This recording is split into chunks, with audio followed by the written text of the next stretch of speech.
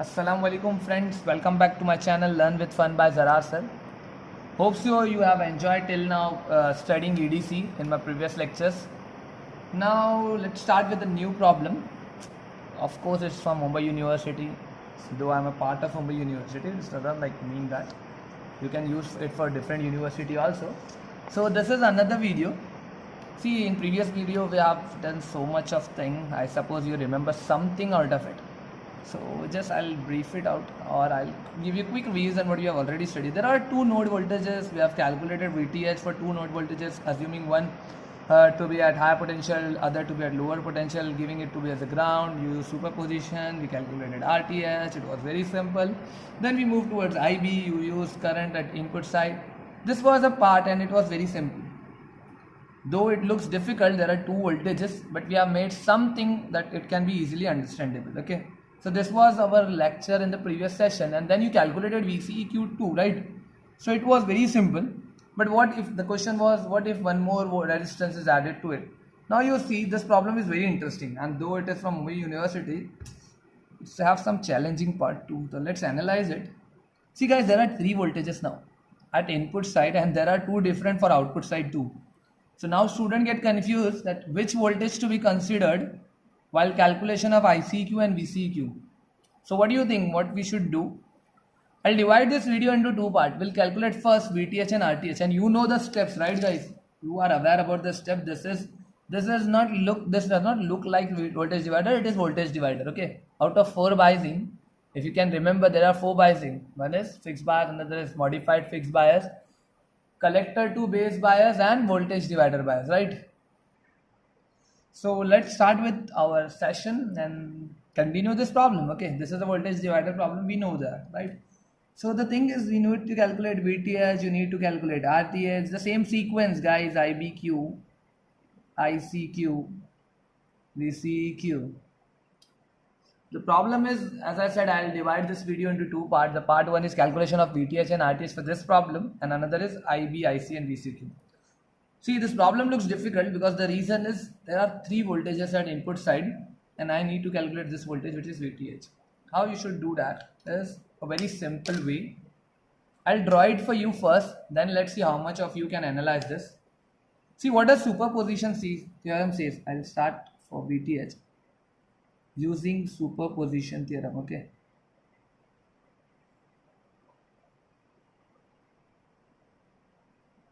Now what does superposition theorem say? If you consider one voltage, we'll ground the two voltages. We'll do it step by step. Let's see how much of you can understand this.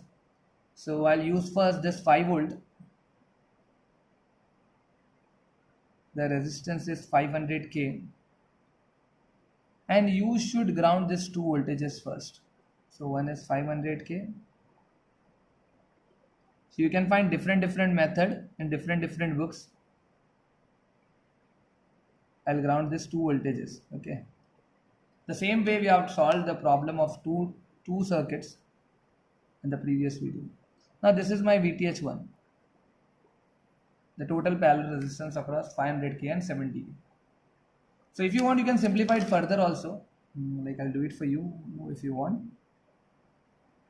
This is my 500K, and this is another resistance plus 500K. And this is parallel combination of 500 parallel 70.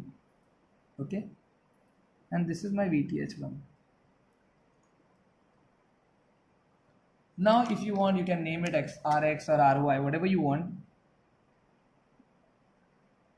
And now let's solve this and simply apply VTH, a voltage divider rule. So voltage divider says, this is my RY. I'll write RY upon RX plus RY into 5, that is VCC, the voltage you are considering. So let's solve this and see what does I get VTH1. So I'll solve it for you. The thing is, first I'll solve this so that I get RY immediately. 500 inverse plus 70 inverse, finally answer inverse, which comes out to be 61.4. So this is my 61.4 kilo ohm. Okay. Now what is the formula is? The formula is RY, which is 61.4, 61.4 divided by 61.4 plus 500 into 5. So the voltage is 0.54. 0.54 volt is my VTH1. So I got the value of VTH1 as 0.54 volt. Okay. I've considered this voltage. Now I'm moving towards any voltage you can take. After this, I'm taking 3 volt. Okay. So let's see if I analyze 3 volts properly. So let's analyze this. Like I need the circuit. I'll just draw it for you first. Just a second. I'll use it, this circuit.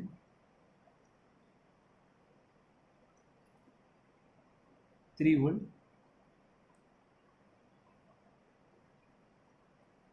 Here it is 500K. K parallel 70K. Okay.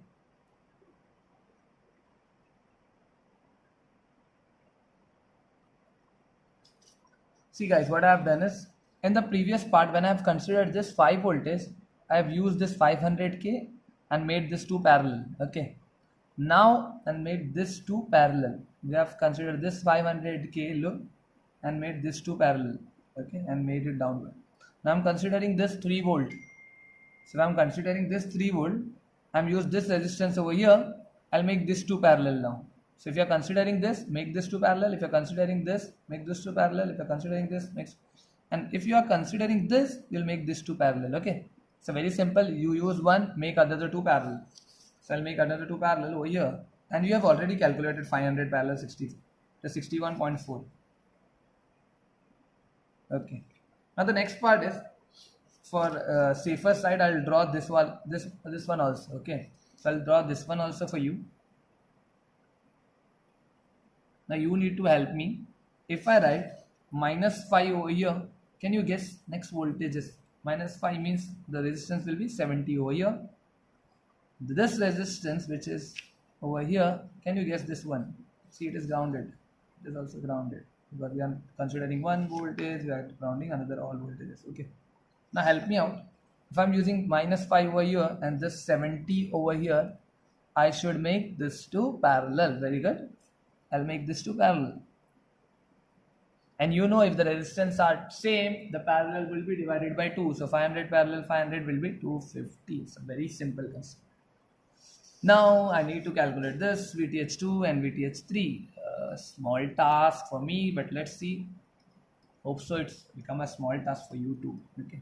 VTH2 is equal to, just use, I won't be assigning again as Rx and Ry guys, because it will make task tedious. Directly we can use, see this voltage I need to calculate, I'll use this resistance, right? So I'll write directly 61.4 upon 500 plus 61.4, right, into 3 volt. So I'll write, see, I suppose you have already done that because this was same. The circuit is same, only the voltage is different. The circuit is same, only the voltage is different.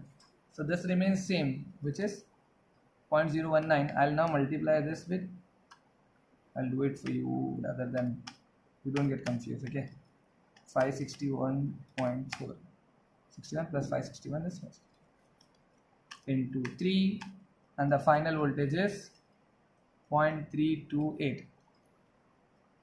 0.328. I got the voltage VTH2. 0.328. Finally, we are only remaining with the step of this. So now help me out with VTH3. Can you guess? Come on, attempt it. VTH3 is this resistance, yani 250 upon 250 plus 70 into -5. So I'll do it for you. 250 upon 250 plus 70 multiply by -5. It turns out to be -3.96. Oh, negative voltage, that to this much value. You don't need to worry guys. Volt. Now see what I have done is, See, there are n numbers of book talks with n number of different example, but this is the best way to solve 3 voltages. You can use another. See, I have to solve one voltage. While considering one, I consider this two as parallel, solve it. Okay, this was the first part. And the second part, what I have done is, I've considered, in the first part I have already considered this. In the second part, I have considered this voltage and I made this two parallel, look. And I have calculated. In the third part, what I have done is, I have considered this voltage and I have made this two parallel. And do remember, when whichever voltage you considered, you make sure that that voltage should be on the upper end of it. Okay. So you get 3 voltages, VTH1, VTH2 and VTH3. Now what we will do is just add this voltage. My VTH is VTH1 plus VTH2 plus VTH3, and you will be amazed, you will enjoy it, that if you add these 3 voltages, like -3, I'll do it for you. It is something called as VTH1 is my 0.54 plus 0.32 plus, sorry, it is -3.9, which turns out to be -3.04. So -3.04 volt, which is my VTH. The last part of the session is how to calculate RTH. So how to calculate RTH is, you know how to calculate RTH. It is simple. There are 3 resistance, and if I short all the 3 voltages, my RTH is very simple. It should not take time. It is very simple. It is only just few steps. That is R1 parallel, R2 parallel, R3. And parallel combination, you know, I have given you the tricks how to solve parallel combination. These 3 resistance are parallel. Use this trick, you will enjoy it. 500 inverse plus 500 inverse plus 70 inverse. Okay, 500 inverse plus 500 inverse plus 70 inverse. Whatever the answer is, don't see it, just type answer inverse, just click inverse, because 1 upon Rp is 1 upon R1 plus, what I am speaking is like this, 1 upon Rp R1 plus 1 upon R2 plus 1 upon R3, so on and so forth. So you have calculated inverse, and finally what you get the answer, you just inverse it. So this is my RTH, 54.68 kilo ohm. My RTH is 54.68 kilo ohm. So you have got the value of VTH, you have got the value of RTH. Hopes you enjoy calculation of VTH and RTH.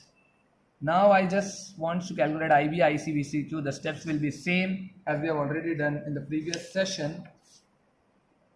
So expecting you to see in the next video how to calculate ICQ, IB and ICQ. You can skip that if you understand the concept behind this.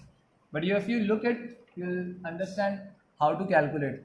So please watch my next video. It will be calculation of IBQ, ICQ and VCQ. And we'll be getting one more problem over there. And let's see if you can solve that by using the same techniques. Hope so you have enjoyed this. Thank you very much. And one more thing. The thing is, you should understand each and every concept thoroughly, because once I'll start with the designing of amplifier, which I've already taught you, but I need to solve multi-stage amplifier design. This all concept will be important to you. Okay, thank you everyone. Please do subscribe and share the video. Okay.